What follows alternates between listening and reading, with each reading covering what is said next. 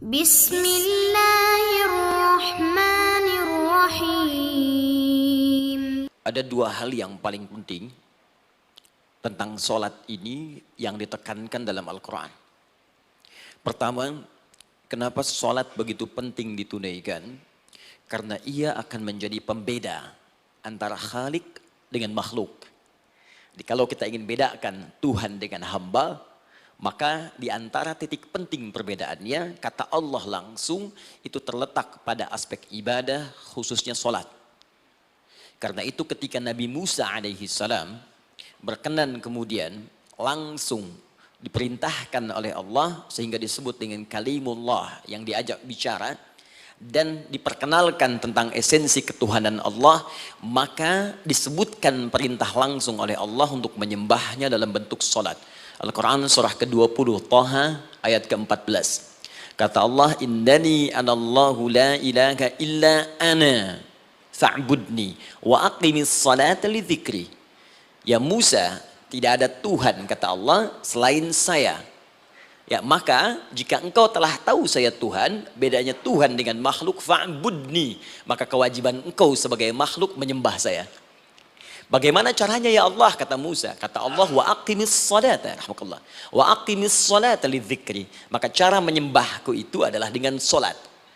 Karena itu semua nabi dan rasul, bahkan sebelum Nabi Muhammad SAW diperintahkan oleh Allah untuk mengajak umatnya seluruhnya untuk solat. Ya, Nabi Isa alaihissalam solat. Anda buka Quran surah 19 Maryam ayat 31 sampai 33. Nabi Ismail alaihissalam, ya kakeknya Nabi ke-29, solat. Bahkan meminta keluarganya solat. Quran surah ke-19 ayat 55. Wa kana ya'muru ahlahu bis salat. Nabi Zakaria, saudaranya Imran, solat.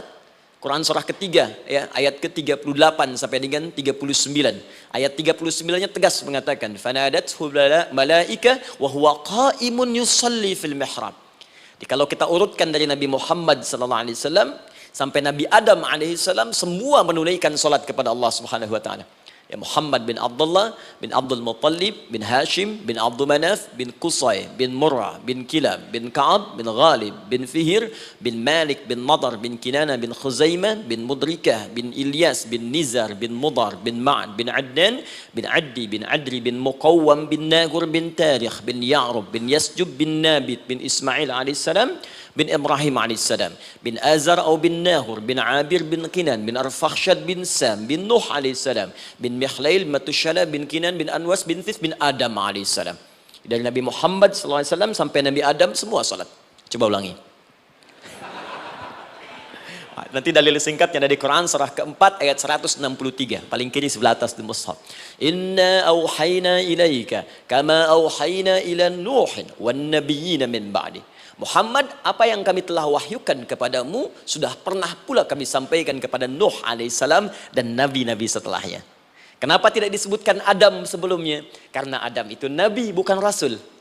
Nabi diberikan risalah untuk pribadi dan kalangan dekatnya, rasul diberikan risalah tugas untuk mengajak umat.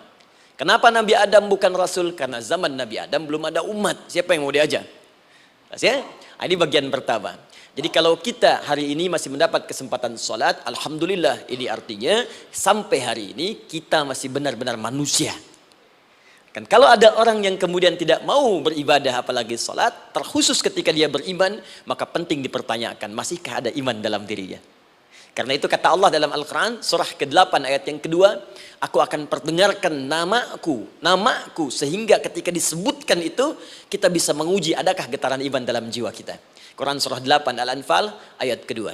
Innamal mu'minuna alladzina idza dzukirallahu wajilat qulubuhum. Sungguh orang yang masih punya iman itu, kalau diperdengarkan nama Allah kepadanya, akan ada getaran dalam jiwanya. Karena itu setiap hari 5 kali diperdengarkan nama Allah. Untuk menguji di jiwa kita masih ada iman tidak? Bahkan dari bangun tidur, bayangkan waktunya dibagi sempurna persis.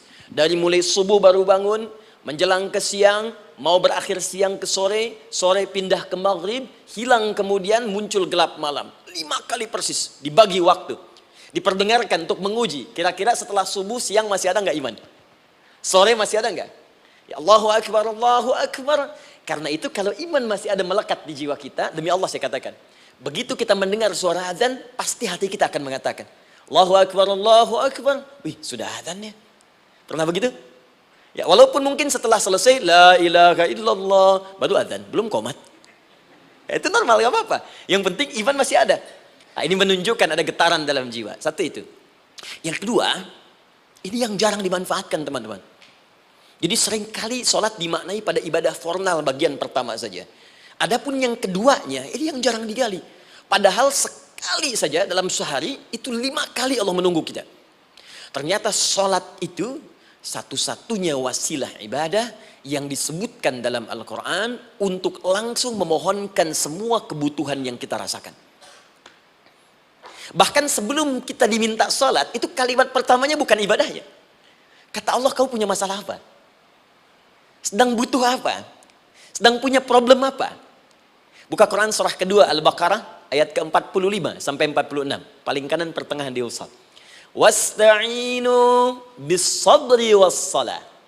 Perhatikan kalimatnya, indah sekali. Ya Allah menempatkan sholatnya bagian kedua. Kata Allah, wasta'inu, hei hambaku. Jika kalian punya persoalan dalam kehidupan, maka, perhatikan kalimatnya baik-baik. Wasta'inu, mintakan solusinya kepadaku. Jadi kalau sedang punya masalah, bukan bikin status. Gak akan selesai. Sedang eksplorasi minyak, gak keluar-keluar, bikin status. Duh, susah sekali yang ngebornya. Gak akan selesai. Jalan macet, bikin status. Jakarta macet, ya gak akan selesai. Ya, apa yang harus dilakukan kata Allah? Jika Anda beriman kepadaku, yakin denganku, maka wasta'inu, punya persoalan minta kepada Allah. Caranya bagaimana? Satu, bis-sabri. Terima dulu masalah itu, jangan dikeluhkan. Kaidah lain muncul, karena mustahil saya akan titipkan persoalan kalau tidak Anda mampu mengatasinya. Kaidah Quran surah kedua ayat 286, kita hafal ayatnya. La yukallifullahu nafsan illa usaha. Perhatikan kaidahnya. Allah tidak mungkin menguji seorang hamba di luar batas kemampuannya. Jadi kalau kita sedang punya ujian di rumah kah, pekerjaan kah, kehidupan sosial kah, sebesar apapun ujian itu kata Allah, memang karena Anda yang sanggup. Kalau nggak sanggup gak akan diuji.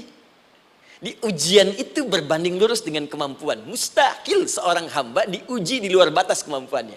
Jadi kalau Anda sekarang pun sedang punya masalah sebesar apapun, kata Allah, memang cuma kamu yang sanggup, yang lain tidak. Maka jangan mengeluh. Jangan Anda katakan, ya Allah, why me? Kenapa saya? Kata Allah, why not? Memang kamu yang mampu. Yang lain tidak. Nah, ketika Anda bisa menerima itu dengan sabar, baru datang kalimat kedua. Wassalah. Kemudian datang tunaikan sholat dan mintakan solusi kepadaku lewat sholat.